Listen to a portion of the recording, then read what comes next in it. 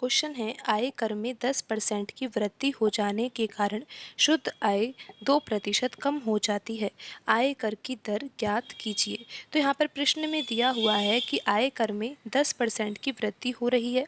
आपको पता होना चाहिए कि आय कर में 10% की वृद्धि होने से शुद्ध आय में कमी कैसे हो सकती है। तो इसके लिए आपको ये फॉर्मूला पता होना चाहिए कि टोटल इनकम में से अगर हम टैक्स काट देंगे, आपको पता होना चाहिए कि टोटल इनकम यानी कि हम किस इनकम की बात कर रहे हैं। ये वह इनकम है जो कोई व्यक्ति कमाता है, लेकिन वही जो व्यक्ति कमाता है ना, उसको वही कमाई हुई आय तो मिल जाती है, लेकिन फिर उस आय में से उसको टैक्स भी देना होता है।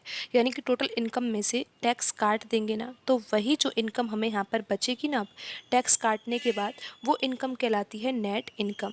और इसी इनकम को यहाँ पर प्रश्न में कहा गया है शुद्ध आय। तो हम इस नेट इनकम की बात कर रहे हैं प्रश्न में। और आपको पता होना चाहिए कि अगर टैक्स में वृद्धि होगी तो शुद्ध आय में कमी हो जाएगी। कैसे कमी होगी?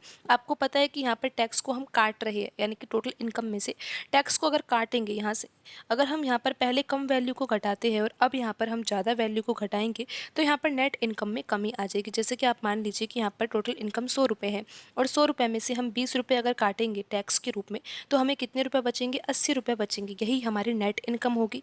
लेकिन अब आप यहाँ पर ये समझिए कि अगर अब हम टैक्स को बढ़ा देते हैं, यानी कि 20 से अगर हम 25 कर देंगे, तो यहाँ पर आप देख सकते हो कि अब हमें कितने रुपए बचेंगे? 75 रुपये हमें बचेंगे। तो अब आप ये देख सकते हो कि टैक्स में अगर 5 रुपये की वृद्धि हो रही है, तो हमारी जो इनकम है उसमें 5 रुपये की कमी हो रही है। जितनी टैक्स में वृद्धि होगी उतनी हमारी शुद्ध आय में कमी होगी।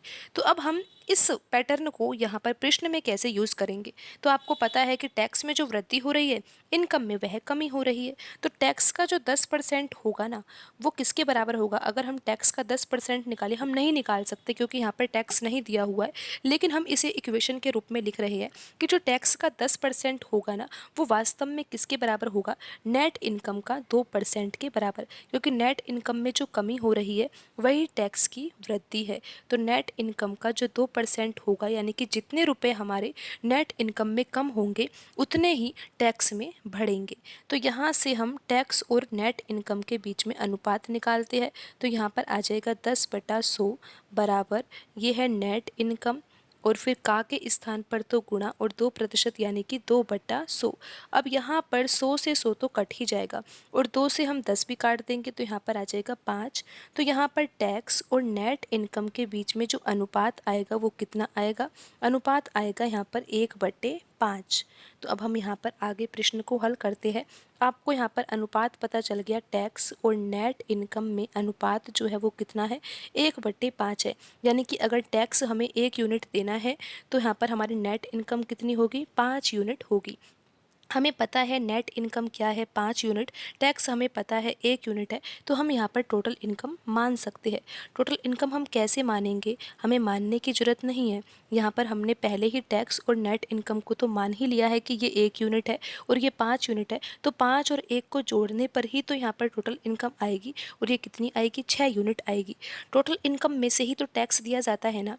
तो टोटल इनकम में से अगर हम टैक्स दे देंगे 1 यूनिट, तो नेट इनकम कितनी बचेगी? 5 यूनिट बचेगी। इस तरह से हमने यहाँ पर टोटल इनकम को मान लिया है 6 यूनिट, क्योंकि हमें अनुपात पता था टैक्स और नेट इनकम के बीच में। तो अब हमें प्रश्न में ज्ञात करना है कि आय कर की दर क्या है, यानी कि टैक्स की रेट क्या है।